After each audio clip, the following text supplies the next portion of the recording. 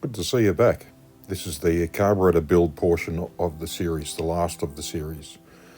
So the carburetor's been sitting in an ultrasonic bath, which didn't do it too many favours. We'll start stripping it down. As you can see there, it's seen better days. And even some of the gaskets haven't been installed correctly, but we'll rectify that. So it's now stripped it down. Most of the parts have been removed.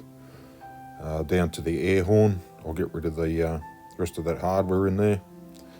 Main body in the tub ready for some cleaning fluid, and that's the hardware out of the airbox. So the air horn partially stripped down, and the main body that's been sitting in cleaning fluid for a couple of days, so I dare say I'm up for a bit of cleaning. We'll get that resolved shortly. Fortunate thing is these things come with a gasket kit with new hardware, so that'll get replaced, which is a good thing. So this is your idle screw, or your mixture screw. That's damaged. Needle and seat, there you can see that one on the left is damaged also, but they'll get replaced with the new kit. Main jets, they come with the kit as well, so they're going to go. That's the accelerator pump circuit. We did have some issues with that. It's quite badly clogged up with varnish and garbage. There you can see I'm trying to put some fluid pressure through the jet, and I've got pretty much nothing coming out. So to rectify that, out with the jet drills, and we'll stick a jet drill into that, clean some of that carbon and garbage out of there. So after a few minutes of cleaning that jet, retest it. Lovely. That's exactly what we need to see.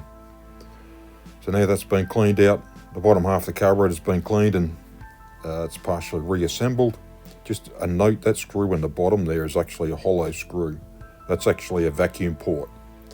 So just be aware that that port needs to be left open.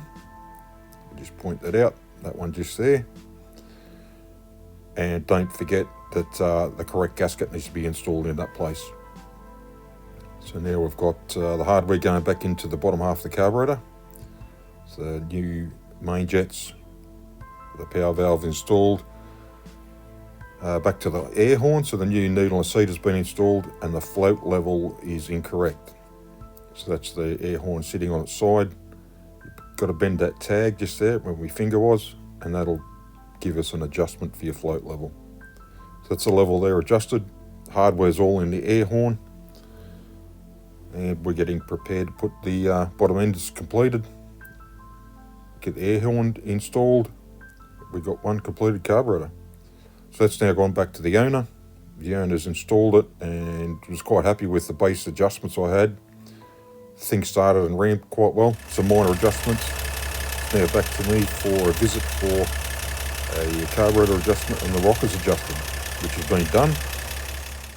Now I'll start it after the repair's been performed. Let's have a listen and see how it starts. That sounds sweet. So I did notice that under acceleration I was having a bit of a pop backfire.